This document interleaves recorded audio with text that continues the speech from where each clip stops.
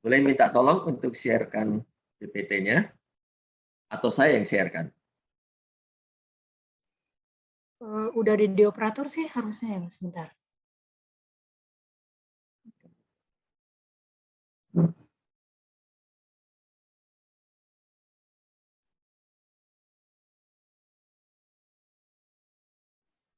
Yohanes ada? Atau boleh langsung aja, Mas, kalau ada, Bang. Oke, baik. Saya share dulu ya. Oh, boleh dijadikan host? Oh, itu Oke, Yo. Yohanes. Ya, Yohanes.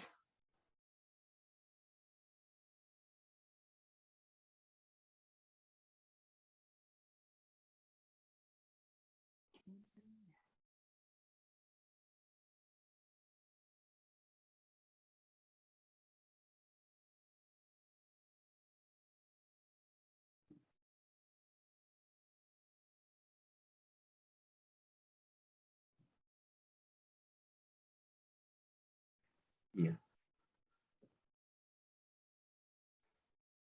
Sudah, Bang, boleh dicoba? Oke, ya, sebentar.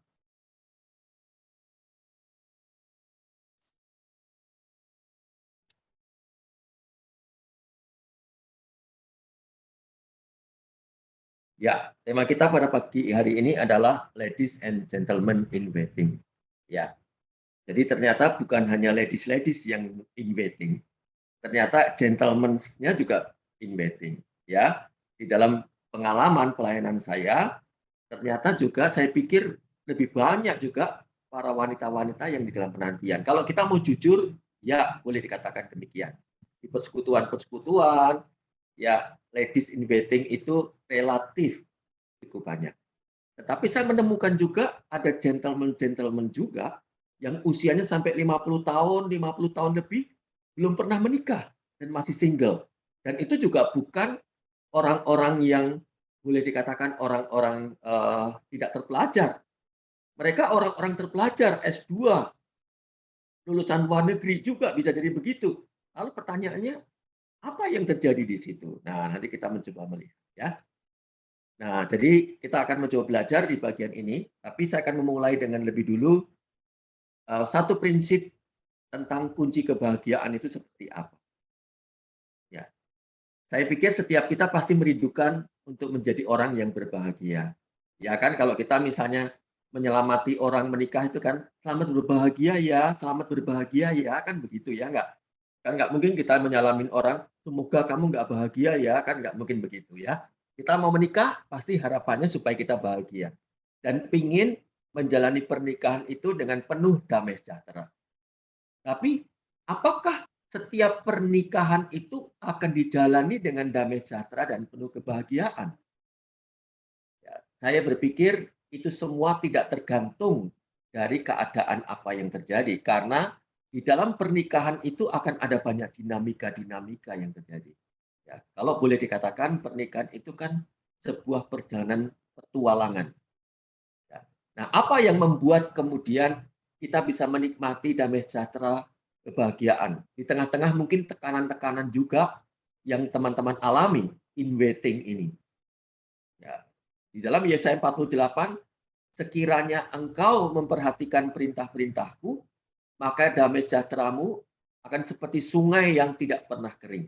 Dan kebahagiaanmu akan terus melimpah seperti gelombang-gelombang laut yang tidak pernah berhenti. Jadi prinsipnya untuk mendapatkan damai sejahtera, ya, kebahagiaan yang tidak pernah berhenti, itu adalah ketika kita memperhatikan firman Tuhan. Memperhatikan di sini bukan sekedar tahu, bukan sekedar membaca, bukan sekedar, oh ya saya memahami itu, tidak.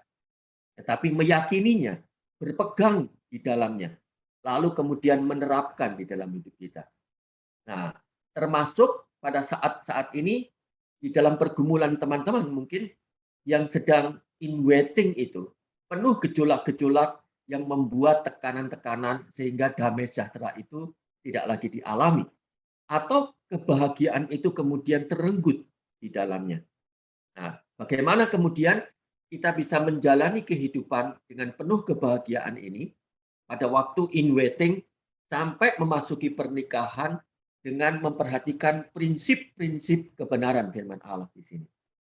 Nah, tadi saya mengatakan saya akan membagi sesi ini tidak hanya saya sendiri tetapi juga dengan istri saya, ya. Jadi saya bersyukur saya mendapatkan Mbak Widya ini sebagai istri saya. Ya dulu teman di dalam pelayanan, dulu sudah berteman lama banget ya, teman-teman persekutuan lama tapi saya nggak tertarik-tarik gitu ya. Pernah jadi tim saya juga, pernah jadi bendahara saya juga, tapi rasa cinta itu nggak muncul-muncul gitu. Meskipun dia baik, kualitas rohaninya baik dan sebagainya, tapi dia nggak masuk ideal kriteria saya gitu. Kenapa? Karena rambutnya tidak hitam, lurus, sepunggung gitu ya. Mbak Wida, itu dulu kita kenapa ya? Kok saya sampai jatuh cinta dengan rambut begitu ya. Ya, akhirnya lama-lama kemudian saya mulai berpikir lebih realistis. Maka itu saya jadi mundur kemudian pernikahan saya. Waktu menikah saya. Padahal dulu-dulu sudah sama-sama, nggak memperhatikan hidupnya dengan baik. Dan saya bersyukur tahun ini kami 20 tahun menjalani pernikahan. Ya, dan saya menikmati betul bagaimana hidup pernikahan bersama dengan Mbak Widya. Kalau saya boleh katakan, dia sempurna sekali sebagai seorang istri. Ya, saya harus memuji-muji dia, ya. Dan saya bersyukur. Nah, maka itu teman-teman kita akan dengarkan sharing dari Mbak Widya. Oke, silakan Mbak Widya. Baik, terima kasih. Aduh, dipuji-puji jadi hilang nih mau ngomong apa. Iya, selamat pagi teman-teman, saudara-saudaraku semua di dalam Tuhan. Seperti ini suara saya terdengar jelas nggak? Jelas, Mbak. Jelas, Mbak. Ya, baik. Seperti yang Mas Daniel katakan, nama saya Widya. Kami sudah 20 tahun hampir menjalani pernikahan. Anak kami 3, usia 19, mau 17, dan 13 tahun. Laki-laki semua. Ya, saya bapaknya. Baik. Saya juga sangat bersyukur diberi anugerah pernikahan ini dengan Mas Daniel. Ya. Kami melihat bagaimana Tuhan memakai pernikahan kami ini untuk menyempurnakan, untuk melengkapi, untuk menyembuhkan, untuk mengisi kehidupan kami dengan banyak hal, pelajaran, banyak wawasan yang kami tahu. Dan yang jelas pernikahan kami ini membangun hidup kami makin serupa dengan Kristus. Dan kami sedang terus berjuang di dalam doa-doa kami supaya pernikahan kami ini memberkati banyak orang, ya, seperti yang Tuhan inginkan. Baik, teman-teman, penantian akan teman hidup di awal-awal ketika kita masih muda, mungkin sesuatu yang sangat membuat kita bersemangat, ya, penuh pengharapan. Nah, ketika usia terus bertambah, melewati 30, mendekati 40, penantian itu tidak lagi memberi kita semangat, membuat kita semangat, tetapi lebih besar di kekhawatiran, melemahkan hati. Harapannya makin lama makin kecil. Seiring dengan pertambahan usia, seiring dengan banyak perubahan yang kita alami, ya, dalam terutama secara fisik. Nah, saya menerima kemarin form kuesioner dari panitia, beberapa pergumulan teman-teman, sebagian teman-teman peserta retret ini, apa yang dialami, apa yang digumulkan di dalam masa-masa penantian teman hidup ini. Saya juga mencoba mencari, memikirkan, tapi juga dari pengalaman kami sendiri, apa saja yang mungkin dihadapi, persoalan-persoalan, kondisi yang sulit, yang harus ditanggung di masa-masa penantian ini. Yang pertama, yang jelas adalah bagaimana masyarakat lingkungan kita memandang ya kepada kita. Seringkali mereka melihat lebih melihat negatif, melihat ada yang kurang, melihat itu tidak pas, tidak pantas, atau mungkin malah justru sesuatu yang aneh ketika di usia yang matang, pria atau wanita belum menikah. Pandangan seperti itu kita temukan di mana-mana ya. Tidak hanya di lingkungan keluarga yang terdekat dengan kita, tapi juga di masyarakat sekitar kita, di tempat pekerjaan, mungkin secara umum di media sosial kita baca itu. Itu meresahkan ya, menjadi beban tersendiri bagi kita. Next, yang kedua, desakan dan harapan orang tua. Tadi sudah saya singgung. Pertanyaan-pertanyaan yang tiap hari ditujukan kepada kita. Kapan nikahnya? Mana yang mau dikenalkan? Sebenarnya sudah ada atau belum? Itu pertanyaan juga yang dulu sering saya hadapi setiap kali saya pulang. Karena saya dulu tinggal di Solo, kalau saya pulang, saya harus siap dengan pertanyaan-pertanyaan itu. Ya. Loh, kok pulangnya sendiri? Gitu, kata papa saya. Kapan pulang berdua? Kapan mau ngenalin? Seperti itu. Tapi juga kadang mereka mengutarakan harapan. Karena papa, mama ingin sebelum papa, mama dipanggil Tuhan, papa, mama bisa melihat pernikahanmu begitu. Ingin ngomong cucu begitu ya.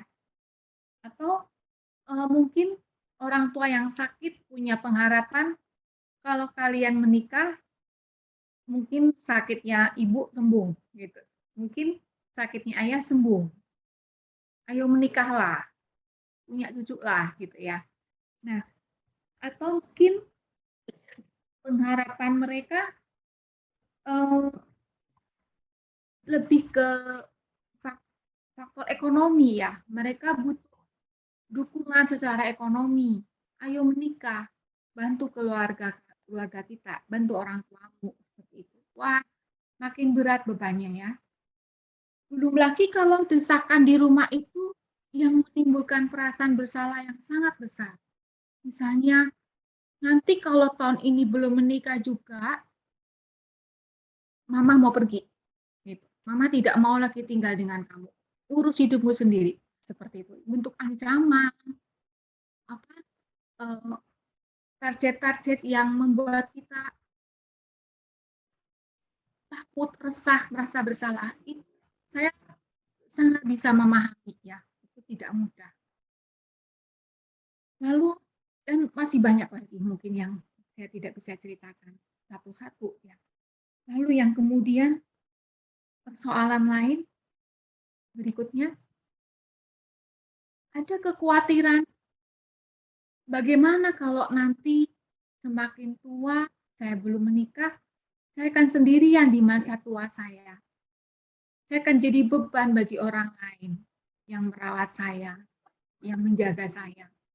Kekhawatiran itu pasti ada. Ya. Apalagi kalau Tuhan izinkan ada sakit penyakit di dalam tubuh kita. Ya, seperti itu. Berikutnya, mungkin persoalan yang dihadapi iri hati dengan teman-teman sepermainan, teman-teman satu kelompok bertumbuh.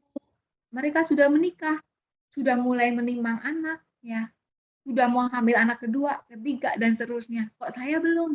Ya, kapan? Saya jadi nggak nyaman di tengah teman-teman ini. Bicaranya tidak bisa lagi nyambung. Jadi kemudian ada di persoalan berikutnya, next, jadi kesepian ya. Ada banyak teman, tetapi saya sepi, saya merasa sendiri. Karena pergumulan mereka sudah berubah, sudah maju, saya masih di situ, masih menunggu-nunggu pasangan hidup saya yang nggak kunjung jelas. Gitu. Ya, jadi sensitif juga Mana kita ada dunia yang berbeda. Ya.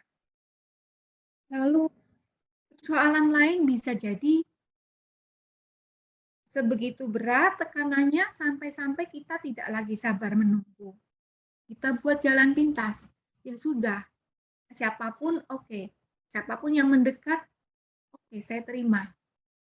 Saya jalin hubungan. Saya punya TTM. Saya punya hubungan khusus dengan seorang diam-diam atau terang-terangan gitu ya. Tapi jalan pintas artinya tidak lagi persoalan dengan kriteria teman hidup, tidak lagi punya patokan-patokan seperti awal-awal saya berdoa, tapi siapapun yang datang saya akan terima. Yang penting saya punya teman hidup. Yang penting saya tidak malu lagi. Yang penting saya tidak ditanya-tanya orang tua lagi. Yang penting saya sama dengan teman-teman saya yang lain. Itu akan membereskan persoalan. Ya, saya anggap begitu. Kita anggap begitu. Yang lain persoalannya mungkin masih bertahan, masih menunggu, tapi lama-lama saya bingung. Saya sebenarnya harus berdoa bagaimana? Apakah berdoanya selama ini betul? Apakah ada yang salah dengan cara berdoa saya? Atau bagaimana? Ya, ya jadi saya dulu pernah mengalami juga. Ini berdoa sudah berbulan-bulan, bertahun-tahun, kok tidak kunjung jelas. Kriterianya oke. Ya. Semuanya makin lama makin jelas. Memang itu kriterianya. Tapi saya salah berdoa bagaimana itu ya. Saya harus berdoa bagaimana? Jadi kebingungan. Nah, yang berikutnya kita pasti atau satu saat akan menghadapi kecurigaan orang lain terhadap kita. Ya. Ini fisik lumayan, pekerjaan oke, ya, tampilannya oke, keluarganya juga baik-baik, tetapi kenapa tidak menikah gitu? Ya, orang mulai curiga, jangan-jangan ya ada yang tidak normal, ada yang tidak waras, misalkan gitu, ada yang menyimpang, ya, macam-macam kecurigaan orang, dan itu menjadi beban yang tidak ringan untuk ditanggung di masa-masa menunggu teman hidup di usia yang sudah kritis, ya, anggapan masyarakat. Nah, mungkin ada banyak lagi persoalan yang tidak saya tuliskan di sini. Mungkin ada lebih banyak sebenarnya.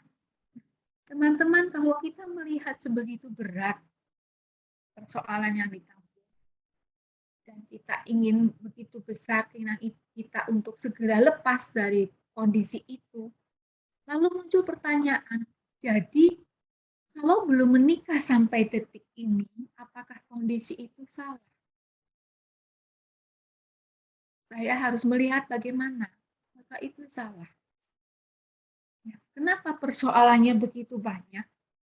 Kenapa saya menanggungnya begitu repot, begitu susah?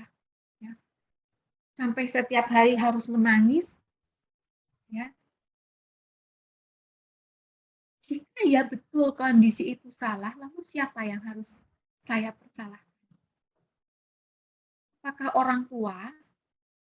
Mungkin orang tua membuat harapan atau ukuran yang terlalu tinggi buat saya. Apakah orang tua dulu di waktu kecil sangat mengatur saya, sangat memprotek saya berlebihan? Apakah ada target-target tertentu yang orang tua tetapkan dan sebenarnya itu beban bagi saya, sehingga saya tidak berani melangkah? Dan di sini saya menyalahkan orang tua, dan banyak lagi. Yang kedua, orang lain atau lingkungan di luar saya, di luar rumah. Apakah ada orang yang melukai saya secara fisik atau secara batin, secara psikis? Saya sakit, saya terluka, sehingga saya tidak berani menjalin hubungan dengan orang lain. sehingga saya melihat pernikahan itu sesuatu yang menakutkan, suatu pernikahan itu sesuatu yang menjijikkan, karena ada trauma-trauma yang orang lain munculkan dalam hidup saya di masa lalu, atau ada orang yang merusak rencana saya yang saya tidak pernah menduga. Dan saya masih menyimpan kesalahan orang lain sampai saat ini. Lalu apakah yang dipersalahkan itu saya sendiri? Mungkin karena saya punya kelemahan-kelemahan, saya punya keterbatasan. Apakah ada dosa yang saya lakukan yang saya tidak bisa terima, tidak bisa akui sampai saat ini? Atau yang salah itu Tuhan? Apakah ini bentuk hukuman Tuhan untuk saya? Pernah ada beberapa teman yang men-sharingkan kondisinya, dan dia menyimpulkan bahwa ini adalah hukuman Tuhan untuk saya, karena saya hidup tidak taat di masa lalu. Ya. Atau Tuhan salah karena Tuhan tidak bisa menolong saya. Tuhan tidak bisa mengeluarkan saya dari kondisi ini. Tuhan tidak bisa saya andalkan. Dan saya tidak bisa lagi berharap kepada Tuhan. Karena Tuhan itu sendiri tidak menginginkan saya menikah. Ada lagi mungkin yang punya persoalan seperti ini. Kesalahan ada di pihak Tuhan. Nah, teman-teman,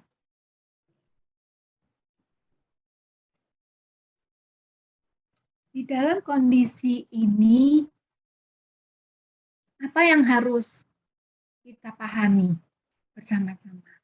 Saya ingin mengajak teman-teman melihat beberapa firman Tuhan, dan saya berharap betul bagian ini menolong, menjawab, melegakan, menghibur. Jika ada di antara teman-teman yang punya pergumulan yang seperti saya bagikan tadi. Yang pertama, di dalam Roma 8 ayat 28,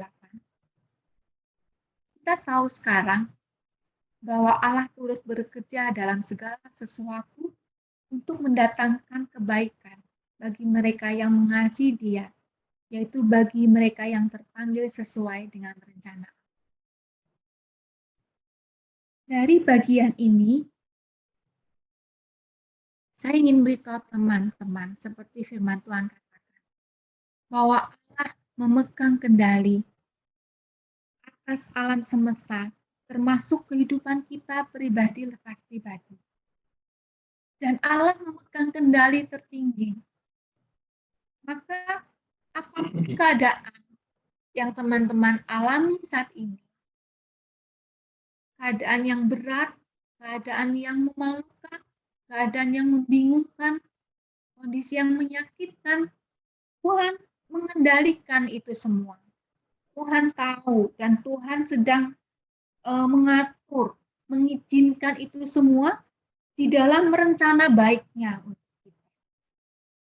Jadi kondisi-kondisi itu tidak lepas, tidak kebetulan, tidak mendadak, tetapi semuanya di dalam satu rangkaian dengan rencana Allah yang baik untuk kita. Jadi jangan melihat itu sebagai satu hal di luar kontrol Allah. Apa yang teman-teman alami, Tuhan lihat, Tuhan tahu, Tuhan mengendalikannya. Yang kedua, Allah bekerja di dalam hidup kita, di dalam hidup orang-orang percaya, di dalam hidup orang-orang yang mengasihi Allah. Allah bekerja. Dan Allah memakai setiap keadaan kita untuk kebaikan kita. Yang ada di dalam pikiran Allah adalah mengasihi kita dan mendatangkan kebaikan buat kita. Sekalipun itu memakai kondisi-kondisi yang buruk sekalipun. Yang ketiga yang saya ingin bagikan, Allah punya rencana besar untuk kita. Rencana Allah. Supaya kita, orang-orang yang sudah ditebus oleh darah Kristus, itu memiliki kehidupan yang serupa dengan Kristus. Itu tujuan Allah dari semula. Dan itu rencana Allah yang terbesar untuk kita. Dan Allah tidak bisa dihentikan oleh kondisi apapun yang sedang kita hadapi.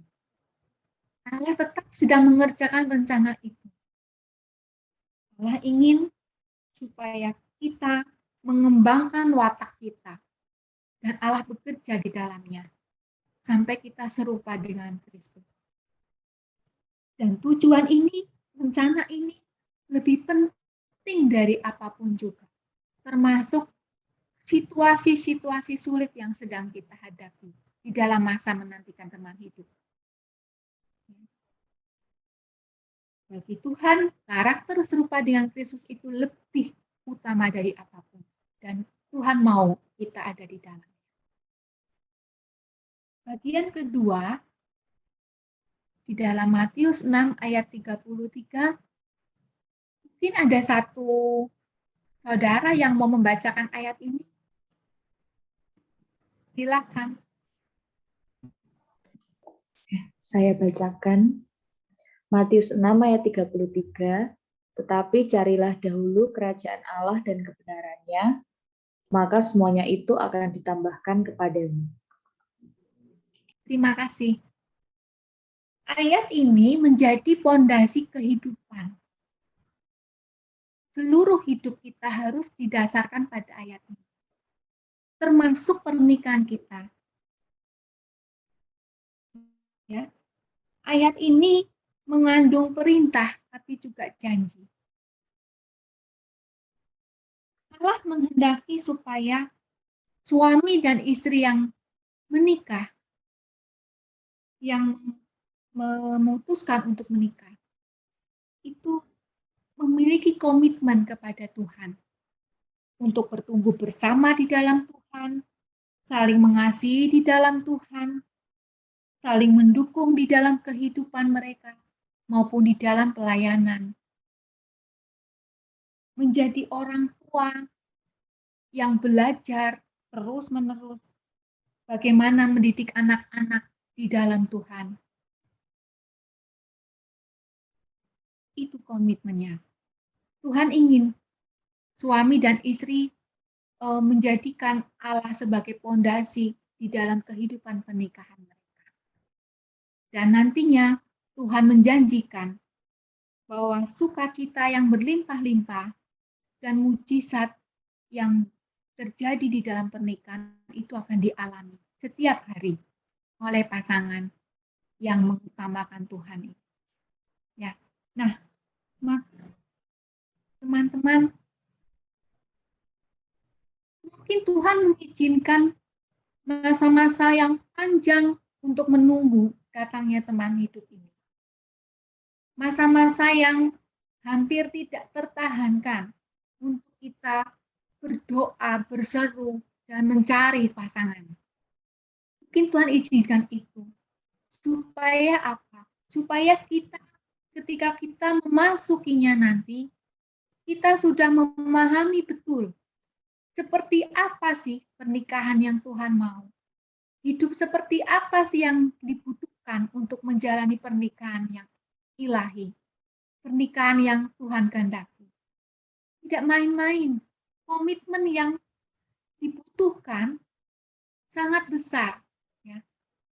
Bagaimana kita berdua dengan suami dengan istri, akan terus melekat kepada Tuhan sepanjang pernikahan.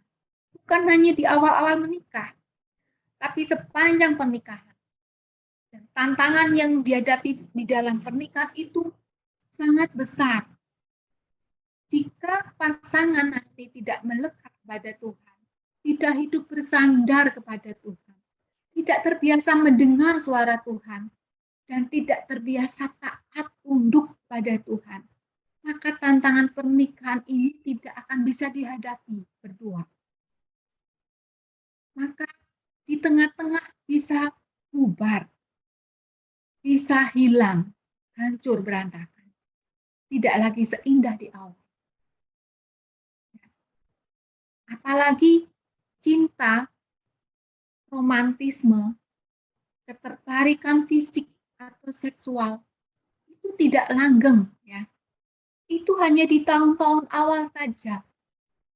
Selanjutnya tidak ada lagi. Semuanya hambar. Tetapi jika Allah yang menjadi pondasi, Allah yang menjadi dasar pernikahan ini, itu akan berjalan kekal. Terus-menerus disegarkan. Ya. Lalu yang ketiga, kita akan melihat Mazmur 127 ayat 1 dan 2. Satu teman lagi mau membacakan untuk kita semua. Silakan. Mazmur 127 ayat 1 sampai 2. Nyanyian Ziarah Salomo. Jikalau bukan Tuhan yang membangun rumah, sia-sialah usaha orang yang membangunnya. Jikalau bukan Tuhan yang mengawal kota, sia-sialah pengawal berjaga-jaga. Sia-sialah kamu bangun pagi-pagi dan duduk-duduk sampai jauh malam, dan makan roti yang diperoleh dengan susah payah, sebab ia memberikannya kepada yang dicintainya pada waktu tidur. Terima kasih. Ya. Tuhan itu yang membangun rumah tangga. Tuhanlah yang memberkati rumah tangga. Jika bukan Tuhan, semuanya sia-sia. Ya. Nah, pernikahan yang baik itu bukan ditemukan, bukan diciptakan, tapi dibangun terus-menerus. Dari awal mulai ada pondasi, lalu dibangun. Seperti membangun rumah, makin tinggi, makin lengkap, makin kuat, akhirnya makin utuh. Seperti itu. Dan Tuhan yang membangun, menurut ayat ini. Tuhan membangun keluarga di mana pasangan suami istri yang menikah ini adalah orang-orang yang mengasihi Tuhan, yang mengandalkan Tuhan. Ya. Bukan orang-orang yang sembarangan hidupnya, tetapi orang-orang yang mau tunduk kepada Tuhan, mau hidup di dalam rencana Tuhan, dan mau membawa pernikahan mereka ini terus-menerus kepada Tuhan, supaya Tuhan bekerja di dalamnya. Pernikahan yang seperti ini adalah pernikahan yang mengubahkan, pernikahan yang memperkaya, pernikahan yang menyempurnakan satu sama lain, dan pernikahan yang menjadi berkat bagi banyak orang. Tuhan menghendaki pernikahan seperti ini, dan Tuhan sanggup membangun pernikahan ini ketika kita melibatkan Dia. Dari orang-orang yang semula egois menjadi orang-orang yang berhati melayani. Karena Tuhan yang membangun. Dari orang-orang yang hidup sembarangan menjadi orang-orang yang menjadi kesaksian bagi Kristus dimanapun mereka berada.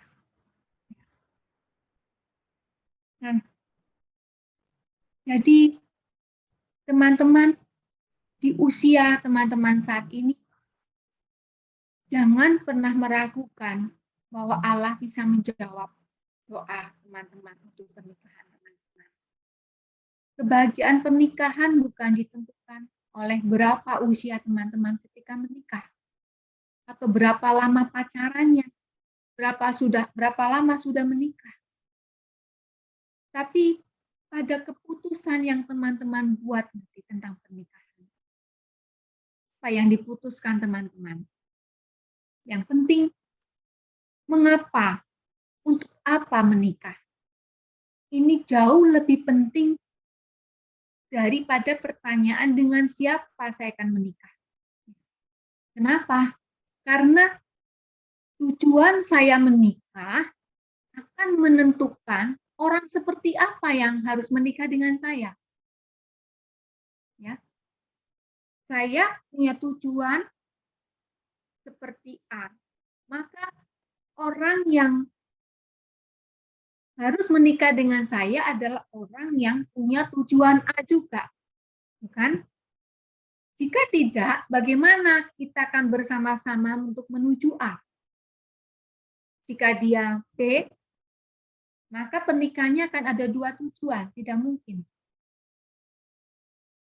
Jadi, keputusan untuk menikah harus yang pertama adalah mengapa, untuk apa saya menikah. Di masa-masa mendoakan teman hidup ini, Tuhan mau kita mengerti betul untuk apa kita menikah. Apa yang Tuhan mau dengan pernikahan kita. Nah, itu akan menentukan dengan siapa saya akan menikah. Yang kedua, keputusan yang menikah itu juga berkaitan dengan bagaimana pernikahan saya nanti akan dijalani. Bagaimana pernikahan ini akan berjalan dari tahun ke tahun.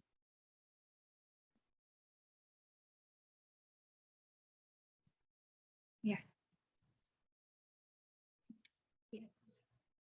Baik. Ya. Apa? Teman-teman, sebelum Mas Daniel akan menyampaikan sesuatu, saya ingin menutup bagian saya dengan kalimat ini. Ada 3 hal respon yang saya harapkan teman-teman punyai di dalam kondisi teman-teman saat ini, di dalam pergumulan teman-teman teman hidup. Yang pertama, ingat selalu bahwa rencana Allah itu baik. Tidak ada yang salah dengan kondisi kita. Sejauh kita hidup mengasihi Tuhan, mau taat kepada Tuhan, mau tunduk dan mau dibentuk oleh Tuhan. Tidak pernah ada yang salah. Kedua, syukuri dan bersukacitalah di dalam kondisi kita saat ini. Yakini bahwa Tuhan sedang membangun sesuatu dalam hidup kita. Mungkin karakter, mungkin keterampilan tertentu, atau apapun. Kedua, Tuhan mungkin sedang memberi kita kesempatan lebih panjang untuk membereskan sesuatu dalam hidup saya. Sesuatu yang sembrono, sesuatu yang Tuhan tidak berkenan, yang harus segera kita beres. Mungkin Tuhan sedang menolong kita untuk fokus pada standar pernikahan yang Tuhan mau. Ya, bersyukur, bersukacita. Dan kita tidak sendiri. Yang ketiga, jangan menyerah, terus berharap. Allah memandang kita berharga. Hidup kita berharga. Rencana Allah tidak bisa berhenti oleh keadaan kita saat ini. Seberat apapun yang kita tanggung. Terus belajar, terus bergaul, terus buka wawasan, supaya hidup kita siap, hidup kita layak menjalani pernikahan yang sedang Tuhan rencanakan, sedang Tuhan persiapkan untuk kita. Terima kasih sudah mendengarkan. Ya, baik. Tadi Mbak Widya sudah menyampaikan di bagian yang pertama, melihat bahwa sebenarnya di dalam kegalauan, di dalam segala pergumulan penantian ini, dengan berbagai macam tekanan-tekanan persoalan-persoalannya itu, kita perlu memahami satu perspektif, bahwa dalam segala keadaan Allah bisa memakai itu untuk mendatangkan kebaikan bagi kita. Allah punya rencana atas hidup kita yang tidak akan pernah berubah dan tidak akan bisa digantikan oleh keadaan apapun dalam hidup kita. Bahkan Allah juga bisa memakai kesalahan kita di dalam proses penantian ini bisa saja sebenarnya ada unsur kesalahan kita. Jadi kalau tadi pertanyaannya, kalau sampai titik ini kita belum menikah, itu salah siapa? Atau kondisi sekarang ini in waiting, apakah ada yang salah? Tentu Tuhan tidak salah, ya. Tetapi bisa saja keadaan itu tidak salah, memang Tuhan punya rencana itu. Tetapi bisa saja juga ada kesalahan di dalam diri kita, maka Tuhan bisa pakai itu untuk menolong kita mempersiapkan penantian ini memasuki relasi yang lebih dalam nanti dengan baik. Ya, sampai nanti kita kemudian siap betul mendapatkan calon teman hidup kita dengan baik. Nah, tadi bagian yang terakhir ini Mbak Widya menyinggung tentang keputusan kebahagiaan pernikahan itu ditentukan dengan apa alasan dan tujuan kita menikah. Karena itu akan menentukan dengan siapa kita menikah.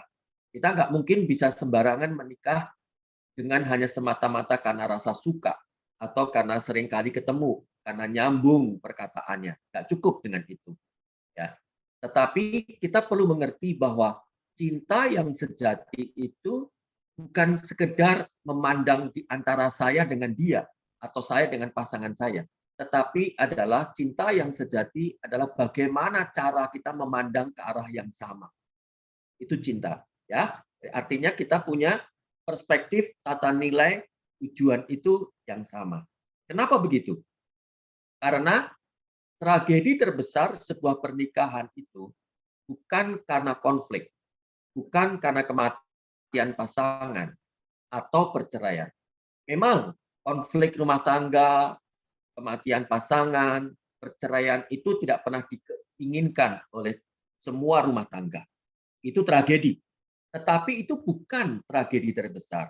Jadi kalau kita melihat ada rumah tangga yang hidupnya itu jarang sekali konflik. Ya, mereka justru anak-anaknya baik-baik, harmonis, komunikasinya menyenangkan, tamasya di mana-mana, posting di IG di mana-mana, ya wisata kuliner di mana-mana, yang kadang-kadang membuat kita iri hati dan sebagainya. Dan menyenangkan sekali, anaknya baik-baik, pinter-pinter, dan sampai mereka maut memisahkan. Artinya apa? Tidak bercerai. Tetapi yang dikatakan bahagia, tidak. Ukuran pernikahan yang bahagia itu adalah ketika mencapai tujuan kekal yang Allah kehendaki di dalam pernikahan itu.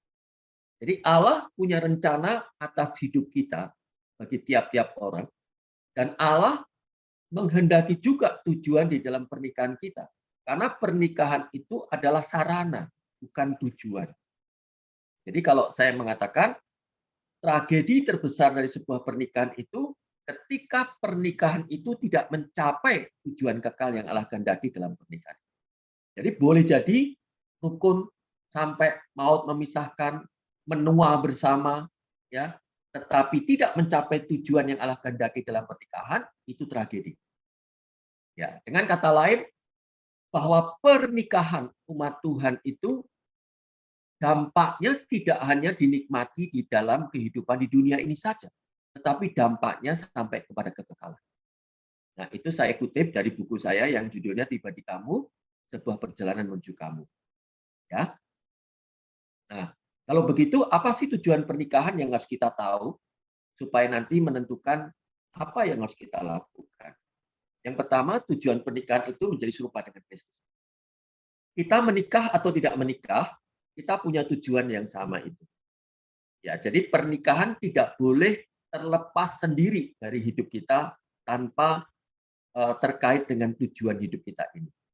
Jadi kalau kita menikah, maka kita perlu menjadikan pernikahan itu menjadi serupa dengan Kristus. Sebagaimana Roma 8 tadi itu. Ya. Di Allah turut bekerja dalam segala sesuatu, termasuk pernikahan, untuk membentuk kita semakin serupa dengan Kristus. Yang kedua, yaitu melakukan amanat agung Kristus. Kalau kita bertumbuh, karakter kita menjadi semakin serupa dengan Kristus, maka otomatis kita pasti akan melayani. Nah, melayani di sini tentu bukan sekedar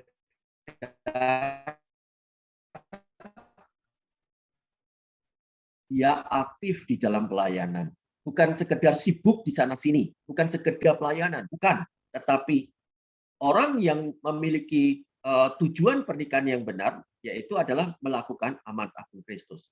Yaitu dalam Matius 28, menjadi murid dan memuridkan orang lain. Ya, jadi artinya apa? Melalui pernikahan itu nanti diharapkan supaya pasangan itu bisa makin lebih efektif melayani. Bisa lebih terampil, bisa lebih banyak kesempatan untuk bisa memberitakan Injil, untuk bisa memuridkan orang lain, untuk bisa menghasilkan keturunan-keturunan secara rohani.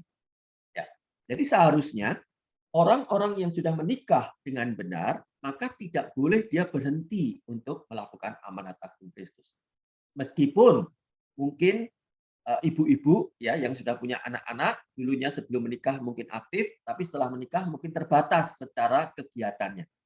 Tetapi keterlibatan secara beban, mungkin ada beberapa hal aktivitas yang bisa dia ambil untuk bisa melakukan amanat agung Kristus itu.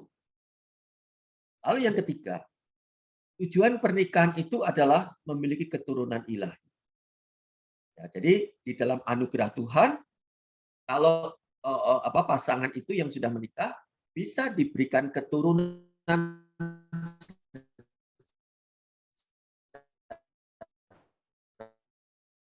biologis. Jadi diharapkan orang tuanya itu akan Allah menjadi murid Kristus dan selanjutnya ya, itu sebagaimana Maleakhi 2 ayat 15, Tuhan mengendaki kesatuan itu untuk memiliki keturunan ilahi. Tetapi kita harus melihat juga bahwa ada juga pasangan-pasangan di dalam pernikahan. Meskipun mereka rindu memiliki keturunan biologis, tetapi mereka nggak punya anak. Apakah kalau begitu tujuannya nggak tercapai? Tidak. Tujuan pernikahan bisa tetap tercapai. Kenapa? Kalau dia terlibat di dalam amanat agung Kristus, dia akan memiliki keturunan-keturunan ilahi melalui anak-anak rohani yang dia layani. Ya. Lalu yang keempat, menikmati kebersamaan. Jadi menikmati kebersamaan di dalam pernikahan itu, pasangan suami istri menikmati kebersamaan untuk bisa cerita bersama-sama, saling menanggung, saling melengkapi, saling bisa menolong, menikmati relasi seksual, dan sebagainya. Jadi menikmati kebersamaan ini juga menjadi tujuan di dalam pernikahan. Ya.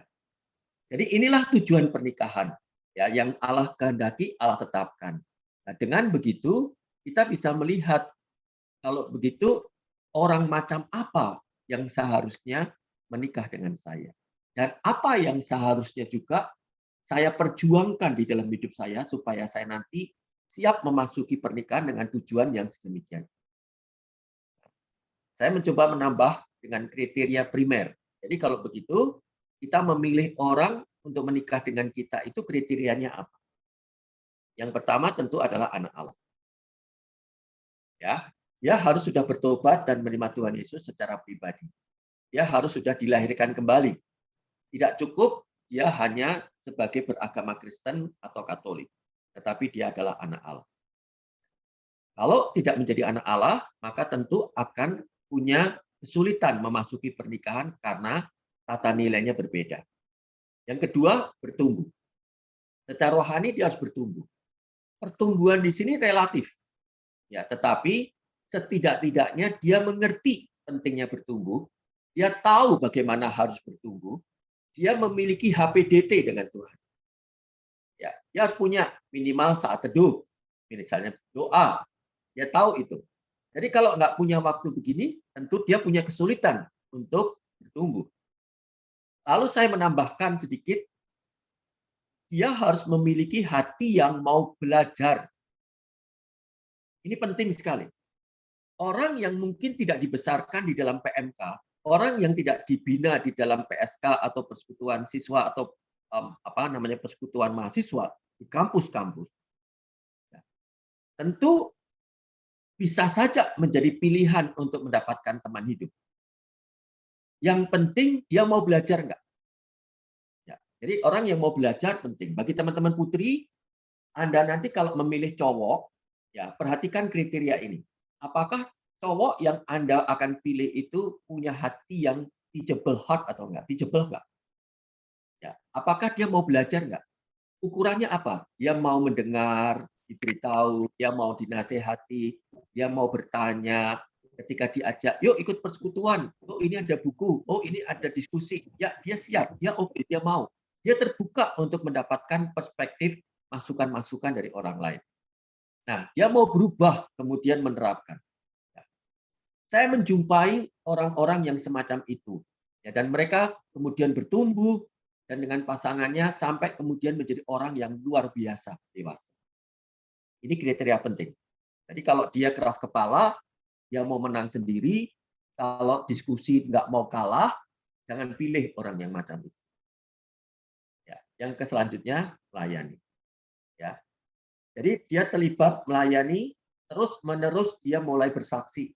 Ya, pengalaman pertobatannya, penginjilan dan sebagainya. Itu kriteria primer yang berlaku bagi siapapun. Ya, saya pikir ini kriteria prinsip yang harus kita pegang hal ini. Jadi saran saya, sebelum memasuki pernikahan, pastikan orang yang menikah dengan Anda orang macam ini. Meskipun ini pertumbuhan melayani ini relatif, tapi anak Allah tidak relatif. Ya. Nah, kriteria sekunder, suku, pendidikan, usia, fisik, dan sebagainya. Suku juga perlu dipertimbangkan. Ada suku-suku tertentu atau keluarga dari suku tertentu yang mensyaratkan anaknya harus mendapatkan suku yang sama. Ya. Nah, tidak apa-apa, tetapi ada juga keluarga-keluarga yang sangat open dengan suku itu. Beberapa teman-teman saya yang dari Batak juga dulu awal-awal mereka sangat ketat sekali. Mereka katakan pokoknya harus dapat suku Batak. Nah, karena suku Batak pun masih dibagi lagi, suku Toba, suku Batak Toba, ya, Karo dan segala macam. Dan itu masing-masing juga saya mintanya yang begini, kira-kira begitu. Tetapi kemudian seiring waktu nampaknya orang tua mulai terbuka, ya, mulai oh ya nggak apa-apa, yang penting ya Kristen dan sebagainya. Pendidikan juga perlu dipertimbangkan, usia juga perlu dipertimbangkan, fisik juga. Tetapi meskipun ini tidak prinsip, tidak ini kriteria sekunder, ya. Tapi kalau usianya jaraknya jauh sekali, ya perlu dipikir-pikir juga, ya. Kalau fisik misalnya, kalau misalnya badannya pendek, yang lalu pacarnya tinggi sekali, badannya kurus, gemuk, dipertimbangkan, ya. Misalnya dia punya sakit tertentu, dipertimbangkan. Bukan berarti tidak boleh menikah dengan orang macam itu. Pertanyaannya, bisa enggak saya menjalani menikah dengan orang seperti itu? Itu saja. Kalau saya bisa dan saya siap, tidak apa-apa. Ya, jadi misalnya kalau Anda misalnya menikah dengan orang yang mungkin punya sakit tertentu, ya, yang mungkin akan mengancam jiwa. Ya, kalau Anda mau, ya tidak apa-apa. Ya, tidak ada yang salah dengan hal itu. Yang penting dipertimbangkan lebih dulu. Oke, itu kriteria sekunder. Ya. Nah, tetapi seringkali kenapa orang tadi saya katakan lambat untuk menikah atau bisa jadi kemudian kok nggak cepat-cepat menikah? Bisa jadi karena kadang-kadang ada kesalahan orang itu. Ya, ada kesalahan-kesalahannya itu tidak mempersoalkan kriteria primer, yang dipersoalkan itu kriteria sekunder, bahkan kriteria yang mungkin tidak prinsip sekali. Contohnya begini, ada orang mempersoalkan, kenapa kamu nggak segera menikah? Ya karena saya belum dapatkan orang yang cantik. Gitu. Ya cantiknya seperti apa kan relatif. Ya, jadi saya tadi mendampingi banyak orang-orang juga yang nggak dapat segera menikah. Kadang-kadang juga mempersoalkan begini, cara kalau makan bubur dia diaduk apa enggak buburnya, itu juga jadi persoalan. Jadi saya pikir loh, apa masalahnya ya sampai saya berpikir-pikir apa sampai dia mensyaratkan nanti calon istri saya itu kalau makan bubur tidak boleh diaduk gitu. Lalu nanti kalau misalnya dia suka mengaduk, nanti setidak-tidaknya dia tidak boleh mengajarkan kepada anak-anak makan bubur tidak boleh diaduk, kira-kira gitu. Lalu saya berpikir-pikir, ada enggak itu prinsip dalam Alkitab ya?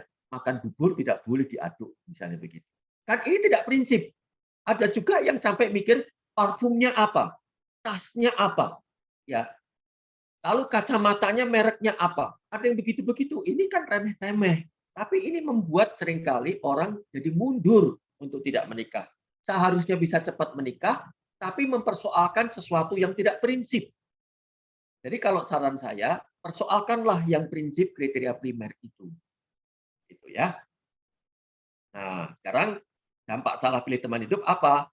Ya, tanpa tujuan kekal tadi itu. Jadi bisa menikah, tapi tidak mencapai tujuan kekal. Bisa konflik. Kenapa? Karena banyak pertentangan dalam nilai-nilai, keputusan. Ya, kenapa nggak sama? Maka saya katakan, jangan pernah menikah dengan orang yang beda agama.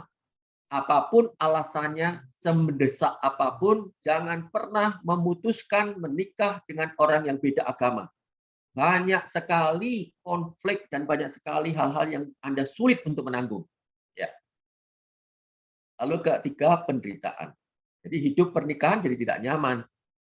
Terpaksa dijalani, benci, trauma, perceraian, ya dampak ke anak-anak. Jadi bisa nggak orang itu salah mendapatkan suami? Bisa. Bisa nggak orang salah memilih istri? Bisa. Jadi orang menikah ternyata dia salah pilih. Bisa sekali. Maka itu harus hati-hati. Sebelum Anda menikah, pertimbangkan baik-baik, kenali betul calon teman hidup Anda seperti apa. Sesuai nggak dengan kriteria Anda? Ya, beberapa waktu kemarin saya membaca di detik.com, ada orang perempuan yang memposting di Instagramnya. Ya, karena apa?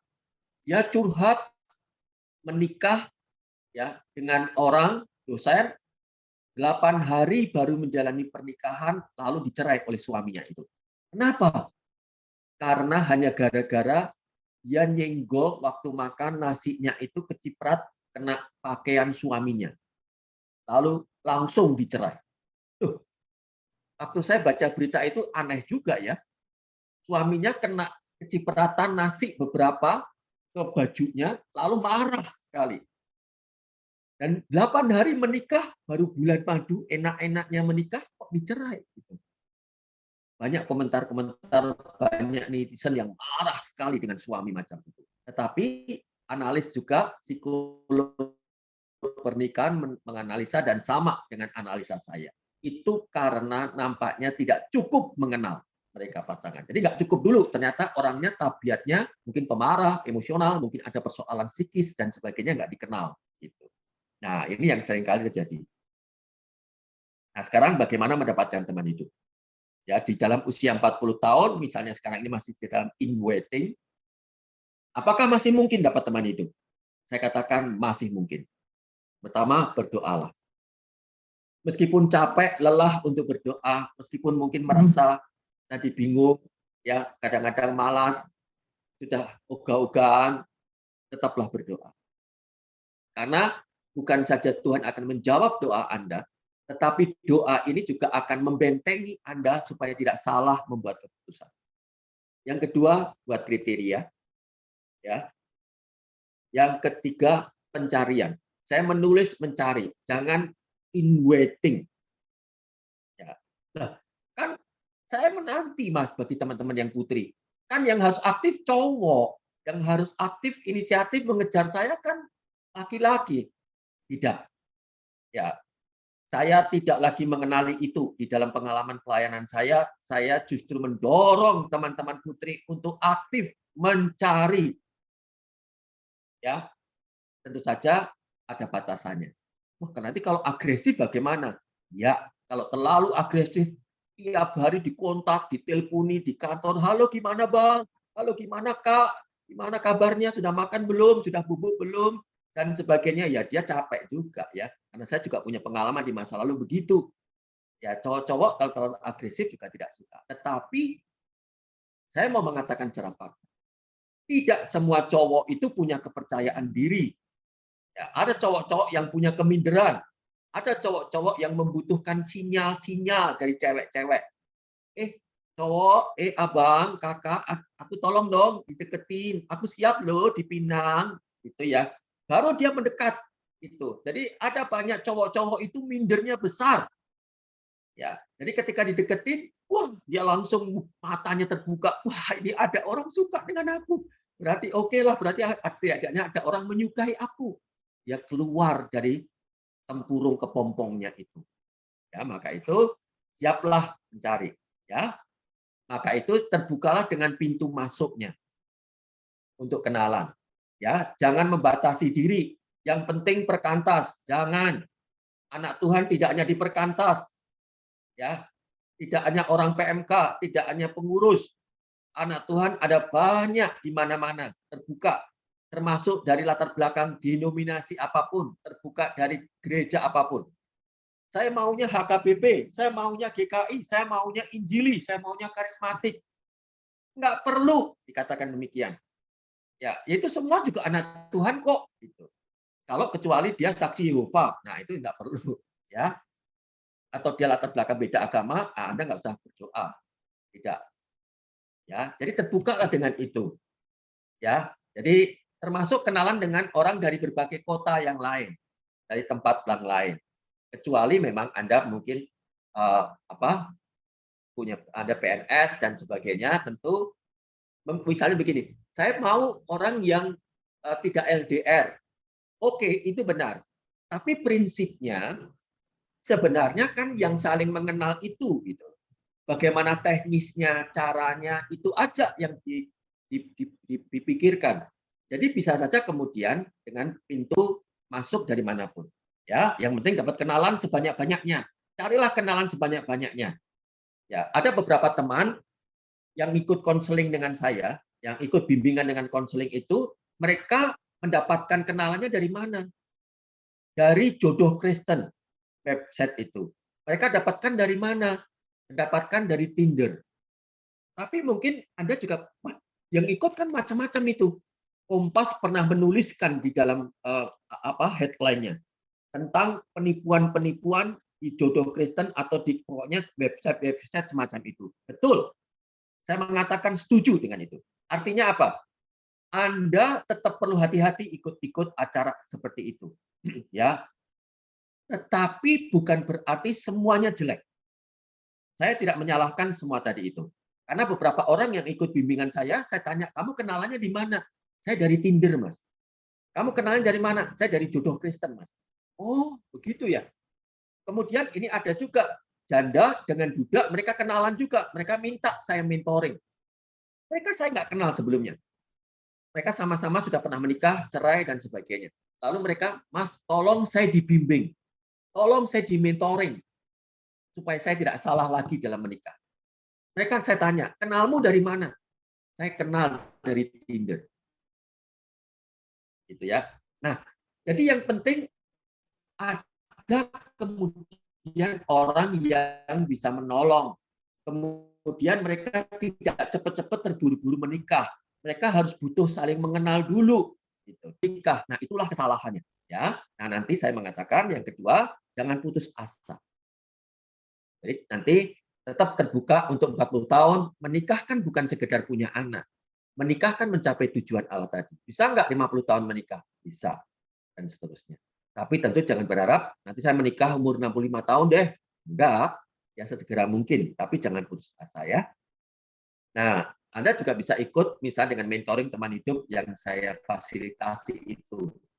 Itu ada IG-nya, mentoring _ teman hidup. Jadi beberapa teman juga ikut. Meskipun mungkin beberapa teman ada yang belum dapat juga. Karena memang pesertanya cukup banyak yang perempuan. Yang laki-laki kebanyakan semuanya sudah relatif dapat. Tetapi memang ada laki-laki yang sampai sekarang ini saya terus dorong-dorong, saya konsultasi.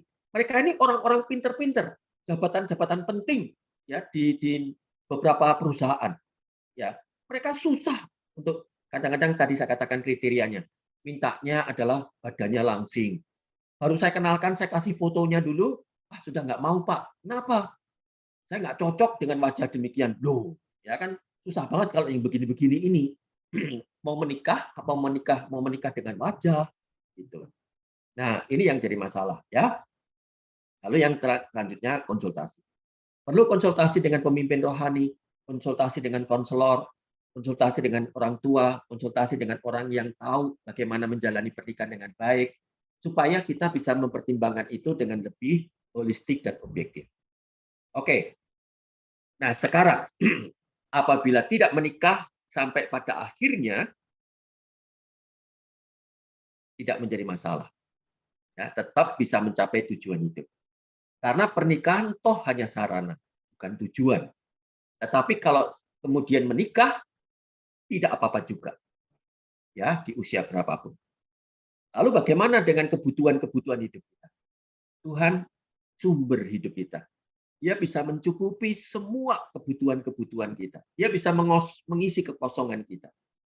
Di dalam Mazmur 36, "For with you is the fountain of life." Ya.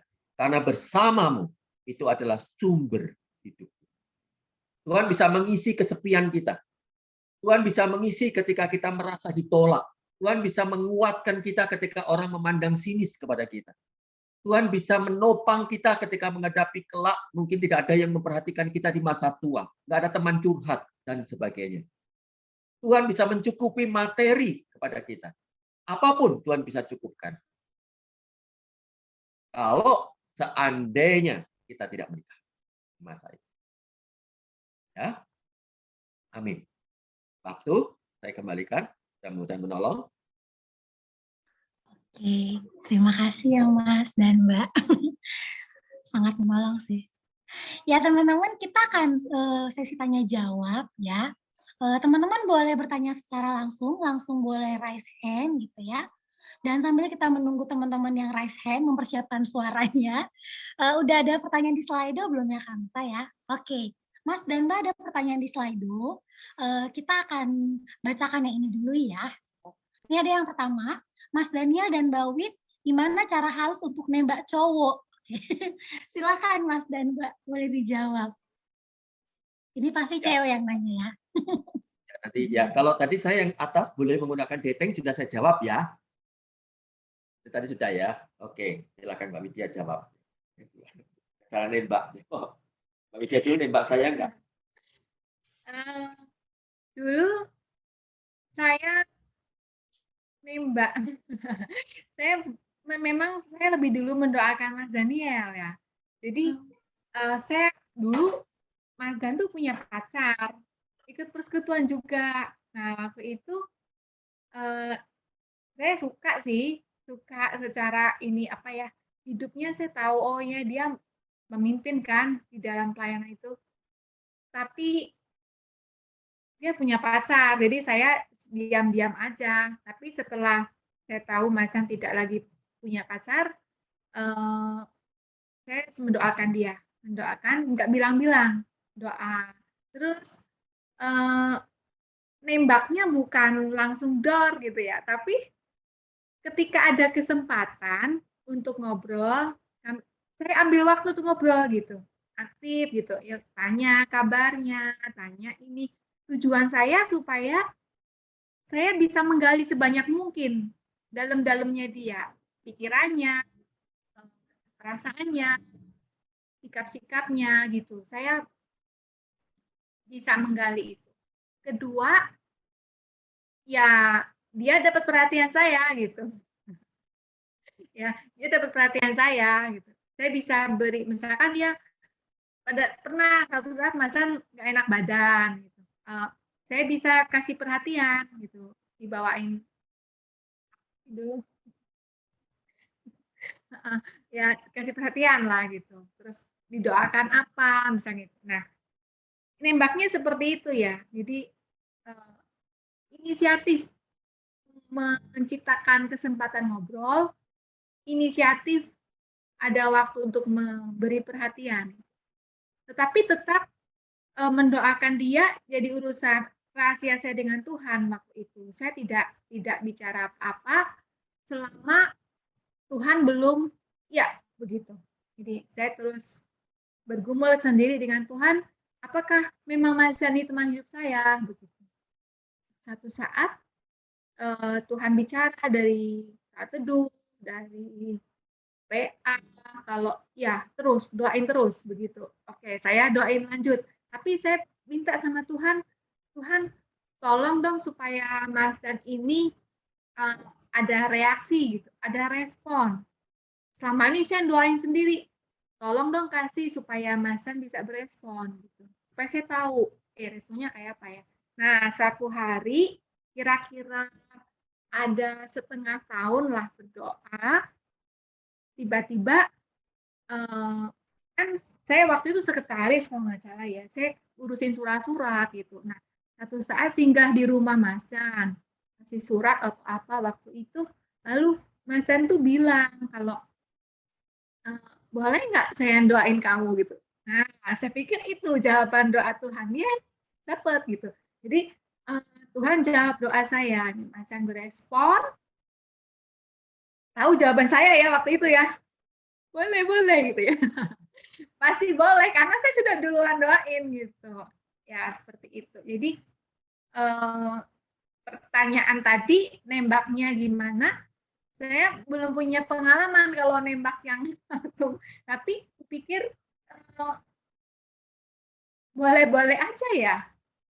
Boleh-boleh aja, tidak ada. Karena firman Tuhan di Amsal 31 ayat 10 itu, istri yang cakap, siapa yang mendapatkannya? Kupikir tidak hanya untuk suami saja, tapi untuk istri. Jadi istri yang cakap prinsipnya bagaimana mendapatkan itu? Artinya ada unsur, ayo cari, ayo berjuang mencari, ayo usaha sesuatu untuk mendapatkan yang cakap ini. Nah, Tuhan juga peruntukan ayat itu untuk cewek juga dong, gitu kan? Anak Tuhan ada cowok, ada cewek. Jadi bagaimana saya mendapatkan itu? Pikir boleh, asalkan tidak ngawur ya, tetap didoakan dulu Tuhan bagaimana biar Tuhan beri hikmat, beri kesempatannya, beri caranya gitu. Gimana? Mungkin saya tambah dikit ya. Jadi kalau dari pihak cowok, jadi misalnya kalau cewek nembak cowok, bagaimana menembak itu misalnya, aku suka loh sama kamu, aku cinta sama kamu gitu ya. Nah kalau seperti itu nampaknya mungkin bagi kita agak lebih tidak nyaman, gitu kan? Karena kita di timur kita nggak biasa dengan begitu. Nah tadi yang dilakukan Mbak Widya itu pendekatan-pendekatan dalam tanda kutip nembaknya itu perhatian-perhatian, ya. Tetapi tentu tidak agresif sekali, ya. Jadi tadi mungkin itu bisa dilakukan. Ya, tadi memberi sinyal-sinyal yang saya katakan bisa bertanya kabar, memberi perhatian, ya, ngajak ngobrol dan sebagainya. Kita kemudian menunjukkan reaksi juga hidup kita baik. Kita juga ketika dihubungin, ketika kita dikontak, ketika kita di chat, kita langsung responnya aktif kira-kira gitu. Nah, itu kira-kira ya. Tapi bedakan dengan jangan membuat jerat ya. Jerat artinya apa? Sesuatu yang menjebak, jangan seperti itu gitu. Mungkin dengan membuat sesuatu umpan-umpan, memberikan umpan-umpan tertentu, tapi tujuannya dengan maksud memang tidak baik. Misalnya contoh pemberian-pemberian yang mungkin besar-besar, mahal-mahal, ya. Jadi tiba-tiba misalnya dia ulang tahun, tiba-tiba kita kasihkan HP, mungkin mahal sekali. Nah itu mungkin cowok syok dengan itu, ya karena itu kan perhatian yang sangat spesial bagi orang-orang spesial, gitu. Jadi merasa bersalah ketika tidak menerima relasinya ya. Oke, thank you ya Mas Dan. Jadi benar-benar ini ya aktif secara doa, tapi aktif juga ini ngomong ke orangnya gitu ya Mbak ya Mas. Aktif melakukan gitu ya, beneran hunting. Oke. Lanjut ya Mas Dan, ada pertanyaan lagi. Manakah yang lebih baik untuk menjadi pasangan hidup, wanita yang takut akan Tuhan dan giat persekutuan, tapi nggak terlalu kenal dekat? Atau sahabat yang selalu ada di saat duka dan duka, tapi tidak terlalu rajin ibadah? Tuh, ada dua pilihan gitu loh. Mas dan Mbak kira-kira better yang mana ya gitu? Jadi gimana nih Mas sama Mbak? Dua-duanya enggak. Enggak. Ya, jadi harus memenuhi syaratnya orang yang takut akan Tuhan, dia pasti rajin ibadah. Ibadahnya di sini ibadah relasi APDT dengan Tuhan, mungkin juga ibadah di gereja, di persekutuan, dia pasti melayani orang yang takut Allah. Tapi kalau orang yang tidak takut Allah, ya dia nggak akan muncul begitu. Jadi nggak pilihannya ini dua-duanya tidak pasti begitu. Ya nggak takut Allah, buktinya apa? Ya dia pasti HPDT dong, kira-kira gitu. Ya. Oke, dua-duanya nggak masuk kategori berarti ya Mas ya. Ya. Lanjut ya. Ada lagi Kak? Teman-teman ada yang mau langsung bertanya secara langsung, dipersilakan loh. Silakan. Malu-malu ya? Oke, baik. Di Slido masih ada kan Meta? Oke, Pak, kalau keluarganya dulu beragama lain, lalu mereka bertobat dan menjadi pengikut Kristus. Tapi orang tuanya sudah Kristen, namun masih mempercayai adat atau leluhur. Apakah bisa dipertimbangkan sebagai teman hidup? Oh, ini konteks keluarga gitu ya, tapi dia tetap masih mempercayai. Bagaimana nih Mas sama Mbak nih? Ya, saya jawab ya. Jadi yang penting bukan keluarganya yang utama, bukan orang tuanya seperti apa, tetapi yang penting siapa dia itu, orang yang calon teman hidupnya itu kriterianya benar nggak, masuk nggak di dalam kriteria yang sesuai kehendak Allah tadi itu. Jadi kalau dia masih beragama lain, ya jangan menikah dengan orang itu. Jadi kalau dia orang yang sudah bertobat tadi, bertumbuh, melayani dan sebagainya tadi, itu layak untuk menjadi kriteria, masuk kriteria. Ya, saya menekankan sekali lagi yang penting anak Allah bertumbuh dan tadi melayani itu relatif. Nah, jadi kalau teman-teman usia 40 tahun ini pilihannya sudah memang mungkin lebih sedikit sekali. Maka saya biasanya lebih membuka untuk terbuka kriterianya, yang penting pokoknya anak Allah. Itu dulu. Nanti yang penting kemudian hati yang mau belajar. Itu poin yang mutlak bagi cowok-cowok, ya. Nah, tadi saya katakan orang tua kalau tadi misalnya masih sudah jadi Kristen tapi masih adat, saya pikir nggak masalah. Tetap oke aja dipertimbangkan. Kenapa? Karena setiap orang punya masa lalu yang buruk, setiap orang juga punya background adat budaya, terketerlibatan dengan kuasa gelap dan sebagainya. Semua orang bisa begitu. Yang penting kalau dia bertumbuh, dia mau belajar bisa diselesaikan satu demi satu. Ya, itu aja. Oke Mas. Yang penting orangnya ya Mas ya, dia mau belajar dan bertumbuh gitu ya. Oke, ini masih belum ada yang mau bertanya secara langsung. Semuanya malu-malu ya teman-teman. Sukanya anonim ya. Baiklah, kita lanjut ya. Pertanyaannya aku bacakan. Bagaimana caranya tahu kalau dia sudah bertobat di dalam Tuhan? Bagaimana menurut kakak seseorang itu mengenal saat teduh saat berkenalan dengan wanita tersebut? Menurut kakak, apakah dia melakukan karena PDKT atau gimana ya? Masih ragu melihat orang yang mau belajar melakukan ini dan itu. Takutnya dia melakukan karena mau PDKT saja. Oh, panjang. Tapi intinya sih, nangkep nggak ya Mas ya? Maksudnya gimana kita memastikan orang itu tuh beneran kenal Kristus atau tuh cuman pura-pura rohani gitu, biar dekat sama kita gitu. Ya. Gimana Mas? Silahkan. Sama Mbak. Ya. Yang pasti pertama berinteraksi terus ya, kenalan. Kalau nggak kenalan, nggak sediakan waktu kenalan, kita nggak ngerti yang jadi pertanyaan tadi. Kenalan saja, belum ada komitmen apa-apa, belum ada kekhususan, tapi berteman seperti teman-teman yang lain. Kedua, bisa tentu sambil doakan supaya karena Tuhan bisa kok menyingkapkan, memberitahu kita ya tentang orang ini. Ketiga, cari informasi dari sumber-sumber terdekat, teman dia, dari orang lain yang dekat dia gitu, bisa gitu.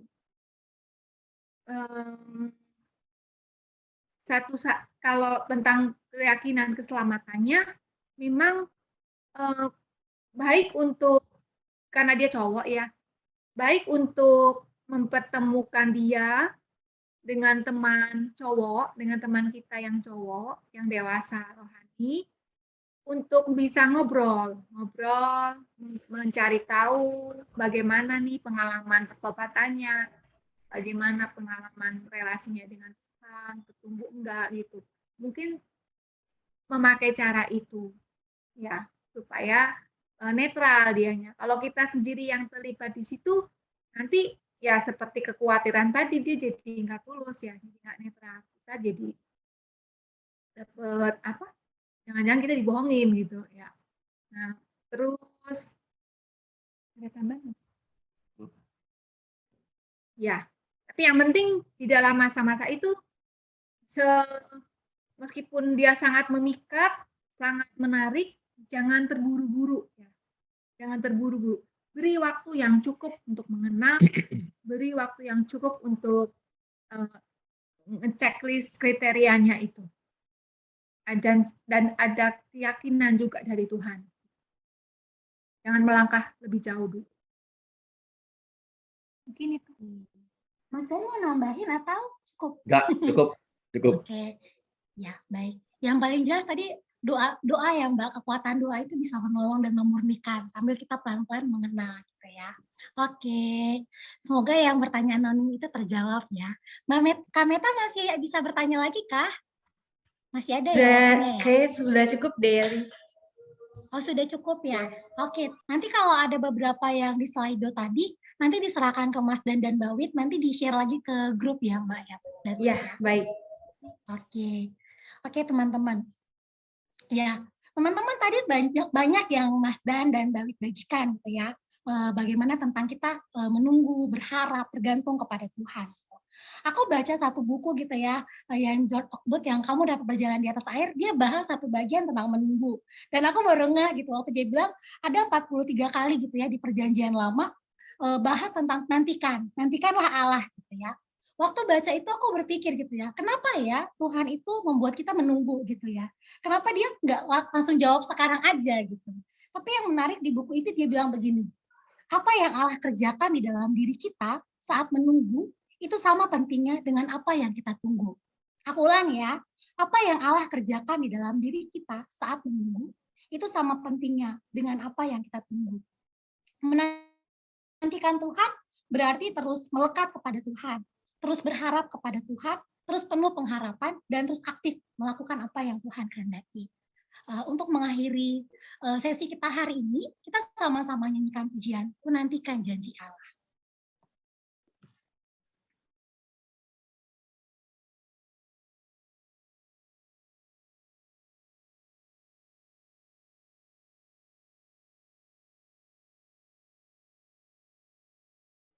Operator?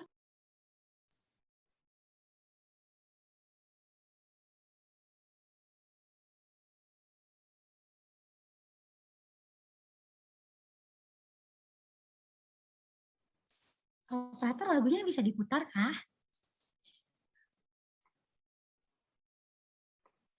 Oke, kita sama-sama menyanyikan pujian ini ya teman-teman.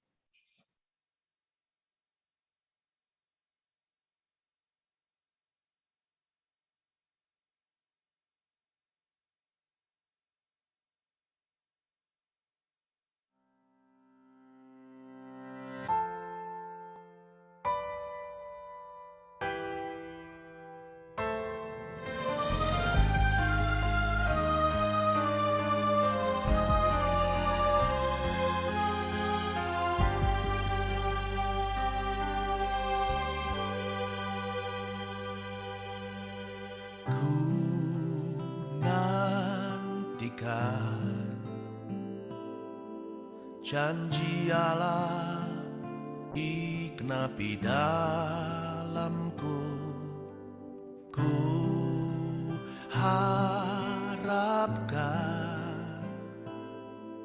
yang terbaik terjadi di dalamku.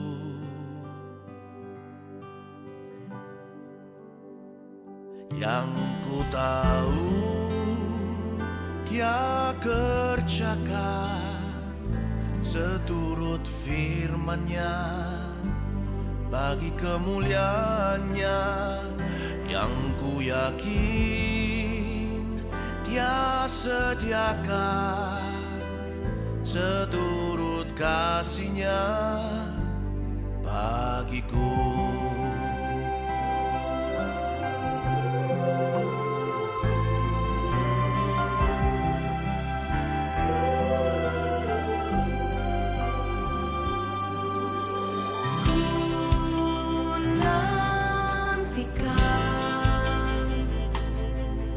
Janji Allah digenapi dalamku, ku harapkan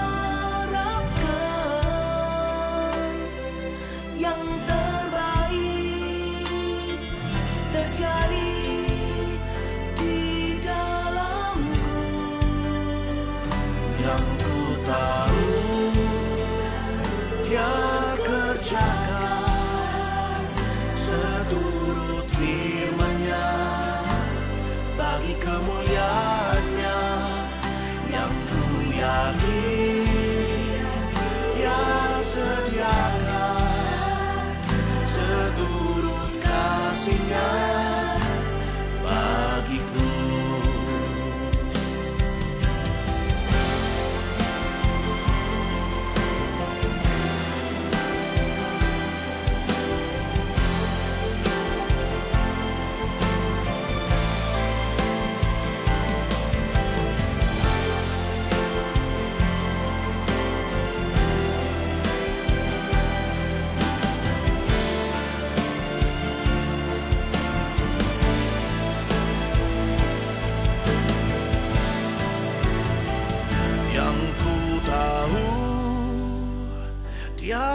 kerjakan seturut firman-Nya bagi kemuliaan-Nya yang ku yakin Dia sediakan seturut kasih-Nya bagiku.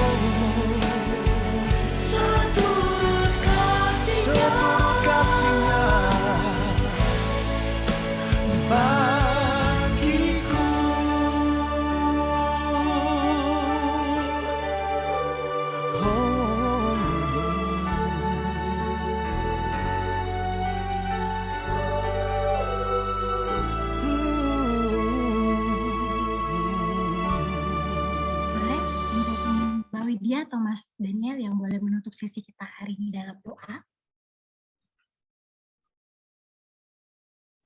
Baik, mari kita akan berdoa sama-sama. Bapa di dalam surga, kami bersyukur untuk anugerah-Mu di mana kami boleh menikmati persekutuan kami dari pagi sampai siang hari ini. Terima kasih untuk kebenaran firman Tuhan yang menjelaskan kepada kami bagaimana di masa-masa penantian ini apa yang harus kami pahami, apa yang kami mengerti, supaya kami sungguh-sungguh bisa memiliki kesiapan ketika kami memasuki pernikahan ataupun tidak. Kami berdoa supaya Tuhan sendiri yang terus membimbing kami, mengerti kehendak Tuhan bagi kami masing-masing, mengerti juga apa yang mesti kami lakukan step by step di dalam pergumulan kami. Tapi kami merindukan supaya teman-teman yang sekarang masih di dalam penantian, kalau Tuhan tidak mengendaki secara spesifik, kami berdoa supaya mereka semua mendapatkan dengan segera teman hidup, bertemu dengan orang-orang yang mereka rindukan. Terima kasih Tuhan, kami bersyukur untuk kesempatan kami boleh belajar pada siang ini. Demi Kristus Tuhan kami berdoa. Amin. Amin. Terima kasih Mbak dan Mas. Operator boleh tayangkan PPT. Kita mau ucapkan terima kasih untuk pelayanan Mas Daniel dan Mbak Widya.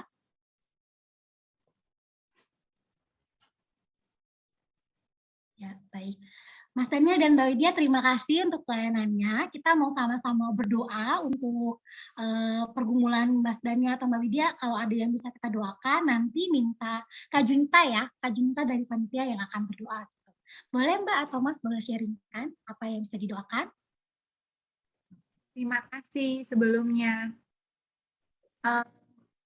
Doakan kami supaya Mas Daniel dan saya bisa terus tekun, setia di dalam mengerjakan panggilan Tuhan, saling melengkapi, saling mendukung, supaya makin banyak orang yang boleh mengenal Tuhan, dan karena kemurahan Tuhan yang dinyatakan dalam hidup kami. Kedua, doakan kami supaya jadi orang tua yang baik bagi anak-anak kami. Tuhan beri hikmat untuk menemani mereka masing-masing dengan pergumulan masing-masing, mengantar mereka hidup di dalam rencana Tuhan. Supaya kami diperkenankan hidup sehat, terus produktif, diberi umur yang panjang, kekuatan untuk terus menyelesaikan semua tugas. Secara khusus mungkin dukung doa untuk anak-anak, untuk anak nomor 1 yang masih kuliah, supaya Tuhan terus memimpin, makin dewasa, mengerti rencana Tuhan ke depan, kaitan pekerjaan, tapi juga